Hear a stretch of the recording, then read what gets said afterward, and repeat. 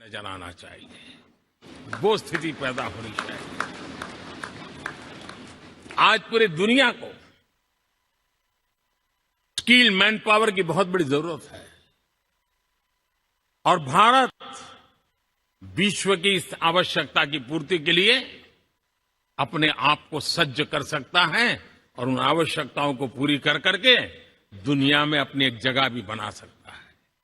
और इसलिए विश्व में उनकी आवश्यकता के लिए किस प्रकार के मैन पावर की जरूरत है, किस प्रकार के उनको ह्यूमन रिसोर्स की जरूरत है, उस स्किल मैपिंग का काम भी चल रहा है और उस स्किल मैपिंग के अनुसार भारत के अंदर स्किल डेवलपमेंट की तरफ हम बल दे रहे हैं और जितना ज्यादा हम स्किल डेवलपमेंट पर बल देंगे, भारत के नौजवानों का सामर्थ्य विश्व में अपना डंका बजाने में कोई कमी नहीं रखेगा।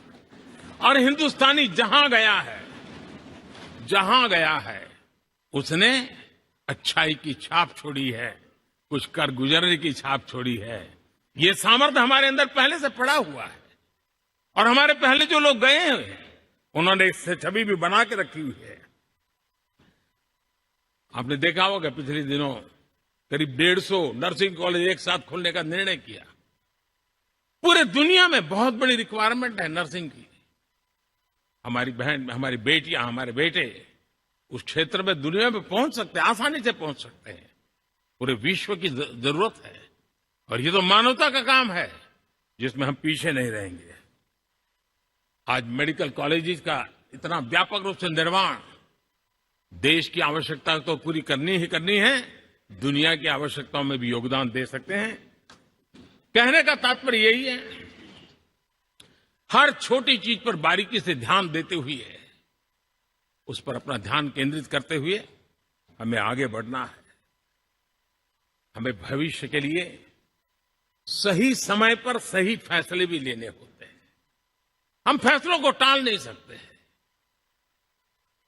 हम राजनीतिक लाभ नुकसान के गणा भाग के अंदर अपने आप को बंधित नहीं बना सकते हैं। हमें तो देश के एस्पिरेशन के लिए हिम्मत के साथ नए निर्णय करने होते हैं। आज सोलर पावर के सफल मूवमेंट्स हमारी भावी पीढ़ी के लिए एनर्जी क्राइसिस से मुक्ति की गारंटी दे रहा है। आज मिशन हाइड्रोजन आने वाले दिनों में जो एनवायरमेंट की चिंता है, जो टेक्नोलॉजी में बदलाव आ रहा है, उसके समाधान का रास्ता देने का सामर्थ्य रखती है। आज हमारा सेमीकंडक्टर जिस प्रकार से जीवन चलाने में हमारे हृदय की जरूरत रहती है, वैसे ही आज हमारी टेक्नोलॉजी चिप्स के बिना चल नहीं सकती और सेमीकंडक्टर उसके लिए बहुत अनिवार्य है। उस दिशा में हम आगे जाकर के इलेक्ट्रॉनिक मैन्युफैक्चरिंग में कोई रुकावट ना आए और जीवन कहीं अटक न जाए, उसलिए एक बहुत बड़ी मात्रा में हम काम कर रहे हैं। जल जीवन मिशन, हर जिले में 75 अमृत सरोवर, हमारी भावी पीढ़ी को, हमारे बच्चों को उनको कभी पानी के बिना तरसना न पड़े, इसकी चिंता हम आज कर रहे हैं। विश्व के बाजार में हमारा हर व्यापार कारोबार पहुंचे, कॉम्पिटिटिव ताकत के साथ खड़ा रहे, लॉजिस्टिक सिस्टम को और अधिक कम खर्च वाला बनाना, एफिशिएंट बनाना, उस दिशा में हम बहुत नीतियां लेकर के चल रहे हैं। आज समय की मांग है कि भारत का एक ऐसा भारत का हम निर्माण करें। नॉलेज, इनोवेशन, ये समय की मांग है और दुनिया में हमें अग्रिम पंक्ति में जाने का ये रास्ता भी है। और इसलिए पिछले हमने समय नेशनल एजुकेशन पॉलिसी के साथ साथ टेक्नोलॉजी के बढ़ावे के लिए हमने रिसर्च और इनोवेशन का एक कानून भी पारित किया है, ताकि हमारे देश के नौजवानों को इस इनोवेशन के और चंद्रयान 3 की सफलता के बाद देश के नौजवानों के मन में विज्ञान की तरफ आकर्षण बढ़ रहा है। हमें मौका गंवाना नहीं है। हमारी युवा पीढ़ी को हमने रिसर्च और इनोवेशन के लिए पूरे अवसर देने हैं और इस इकोसिस्टम को बनाने के लिए हमने एक उज्जवल भविष्य के निर्माण की नींव रखी है। आदरणीय बंधुगण, सामाजिक न्याय ये हमारी पहली शर्त है। बिना सामाजिक न्याय, बिना संतुलन, बिना समभाव, बिना समत्व हम इच्छित परिणामों को घर के भीतर प्राप्त नहीं कर सकते। लेकिन सामाजिक न्याय की चर्चा बहुत सीमित बन के रह गई। हमें उसको व्यापक रूप में देखना होगा। हम किसी गरीब को कोई सुविधा दें, किसी समाज में दबे कुचले व्यक्ति को कोई सुविधा दें, वो तो सामाजिक न्याय की एक प्रक्रिया है। लेकिन उसके घर तक पक्की सड़क बन जाए ना, वो भी सामाजिक न्याय के लिए उसको मजबूती देती है। उसके घर के नजदीक में बच्चों के लिए अगर स्कूल खुल जाए तो वो भी उसको सामाजिक न्याय की मजबूती देती है। उसको बिना खर्च अगर आरोग्य में समय की जरूरत पड़े वो मिले, तब जाकर के सामाजिक न्याय की मजबूती मिलती है। और इसलिए जिस प्रकार से समाज व्यवस्था में सामाजिक न्याय जरूरत है, वैसा ही राष्ट्र व्यवस्था में सामाजिक न्याय की आवश्यकता है। अब देश का कोई हिस्सा पीछे रह जाए, अविकसित रह जाए, ये भी सामाजिक न्याय के खिलाफ है। दुर्भाग्य से देश का पूर्वी इलाका, भारत का पूर्वी भाग जो समृद्धि से भरा हुआ है, लेकिन वहां के नौजवानों को रोजगार के लिए दूसरे इलाके में जाना पड़ रहा है। ये स्थिति हमें बदलनी है। हमारे देश के उस पूर्वी भाग को, इलाका को समृद्ध बना करके सामाजिक न्याय की मजबूती भी हमने देनी है। असंतुलित विकास, शरीर कितना भी स्वस्थ क्यों न हो, लेकिन एक उंगली को भी अगर लकवा मार गया है तो शरीर स्वस्थ नहीं माना जाता है। भारत कितना ही समृद्ध हो, लेकिन कोई अंग उसका दुर्बल रह जाए तो भारत समृद्धि में पीछे है, मानना पड़ेगा।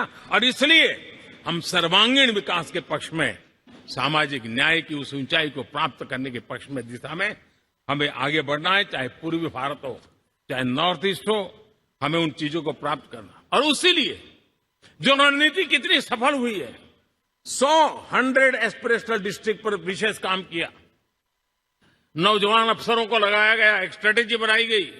आज दुनिया उस मॉडल की चर्चा कर रही है।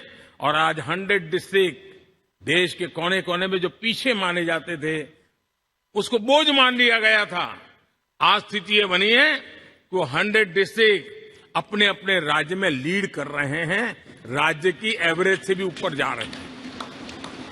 और इस सफलता को देख करके, सामाजिक न्याय की इस भावना को मजबूत करते हुए 100 डिस्ट्रिक्ट में से आगे बढ़ करके अब जमीनी स्तर पर ले जाने के लिए 500 ब्लॉक तक उनको एस्पिरेशनल डिस्ट्रिक्ट ब्लॉक के नाते आइडेंटिफाई करके उसको मजबूती करने देने का काम चल रहा है। और मुझे विश्वास है ये एस्पिरेशनल ब्लॉक्स है, वो एक विकास का नया मॉडल बनने वाले हैं। वो एक प्रकार से देश के विकास के एक नए ऊर्जा केंद्र बनने की संभावना रखते हैं। और उस दिशा में भी हम आगे बढ़ रहे हैं। माननीय सांसदगण, आज विश्व की नजर भारत पर है।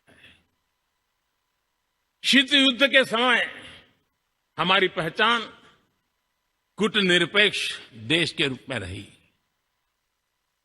उस समय की जो जरूरत थी, उसके जो लाभ होने थे, उस समय से हम गुजरे हैं। लेकिन अब भारत का स्थान कुछ और बना है। और इसलिए उस समय कूटनिरपेक्ष की अवस्था आवश्यक होगी। आज हम उस नीति को लेकर के चल रहे हैं, जिस नीति को अगर हमें पहचानना है तो विश्व मित्र के रूप में हम आगे बढ़ रहे हैं। हम दुनिया से मित्रता कर रहे हैं, दुनिया हमारे में मित्र रोज खोज रही है। ये शायद विश्व में एक भारत ने और दूरी नहीं, हो सके उतनी निकटता, उस रास्ते पर चल करके भी हम अपने विश्व मित्र के रूप में भाव आज सफलतापूर्वक आगे बढ़ा रहे हैं। और मुझे लगता है कि इसका लाभ आज भारत को हो रहा है। भारत आज दुनिया के लिए एक स्टेबल सप्लाई चेन के रूप में उभर रहा है। और आज विश्व की ये जरूरत है और उस आवश्यकता की पूर्ति करने का काम G20 में भारत ग्लोबल साउथ के आवाज बनकर के उभरा है। ये बीज G20 समिट में जो बीज बोया गया है, मेरे देशवासी आने वाले समय देखेंगे कि वो ऐसा वटवृक्ष बनने वाला है, ऐसा वटवृक्ष बनने वाला है, विश्वास का ऐसा वटवृक्ष बनने वाला है जिसकी साया में आने वाली पीढ़ियां सदियों तक एक गर्व के साथ अपना सीना तान करके खड़ी रहेगी। ये मुझे विश्वास है।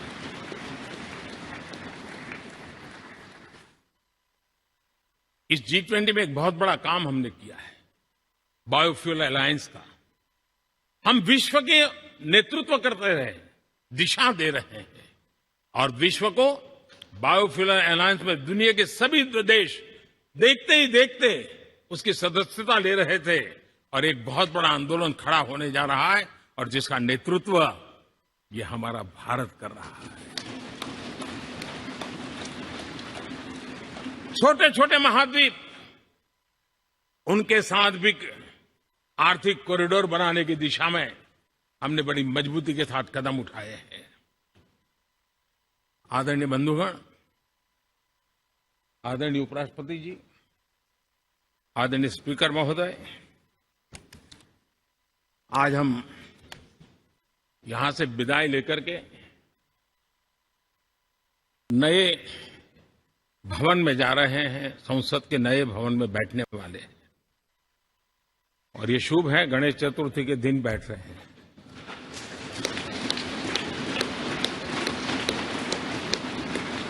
लेकिन मैं एक आप दोनों महानुभावों को एक प्रार्थना कर रहा हूं, एक विचार आपके सामने रख रहा हूं। मैं आशा करता हूं कि आप दोनों मिलकर के उस विचार पर जहां भी जरूरत पड़े मंथन करके कुछ निर्णय अवश्य कीजिए। और मेरी प्रार्थना है, मेरा सुझाव है कि अब हम जब नए सदन में जा रहे हैं तब इसकी गरिमा कभी भी कम नहीं होनी चाहिए।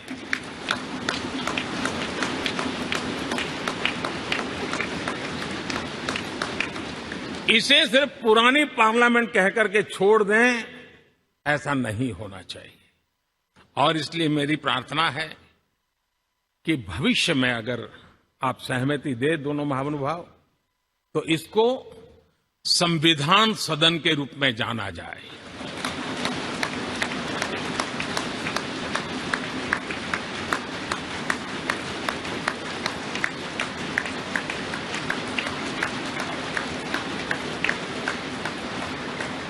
ताकि ये हमेशा हमारे रक्षा के लिए हमारी जीवन प्रेरणा बनी रहेगी। और जब संविधान सदन कहेंगे तब उन महापुरुषों का याद भी उसके साथ जुड़ जाएगी जो कभी संविधान सभा में यहां बैठा करते थे, गणमान्य महापुरुष बैठा करते थे। और इसलिए भावी पीढ़ी को ये तोहफा भी देने का अवसर हमें जाने नहीं देना चाहिए। मैं फिर एक बार इस पवित्र भूमि को प्रणाम करता हूं। यहां पर जो तपस्या हुई है, जन कल्याण के लिए संकल्प हुए हैं, इसको परिपूर्ण करने के लिए 7 दशक से भी अधिक समय से जो पुरुषार्थ हुआ है, उन सबको प्रणाम करते हुए मैं मेरी वाणी को विराम देता हूं और नए सदन के लिए आप सबको शुभकामनाएं देता हूं। बहुत बहुत धन्यवाद।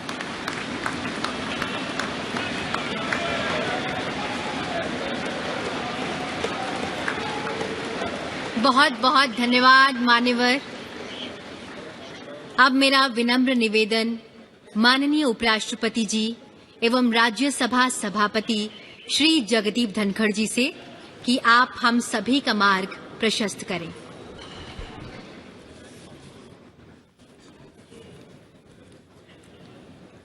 Honourable prime minister of Bharat Shri Narendra Modi ji, honourable speaker Lok Sabha Shri Om Birla ji, Shri Prahlad Joshi ji, union minister of parliamentary affairs, Shri Piyush Goyal ji, leader of house Rajya Sabha, honourable ministers, Shri Adhir Ranjan Chaudhary, Leader of Opposition in Lok Sabha, Shri Mallikarjun Kharge ji, Leader of Opposition, Rajya Sabha, Honorable Deputy Chairman, Rajya Sabha, and Honorable Members of Parliament. Ganesh Chaturthi की सभी को हार्दिक शुभकामनाएं।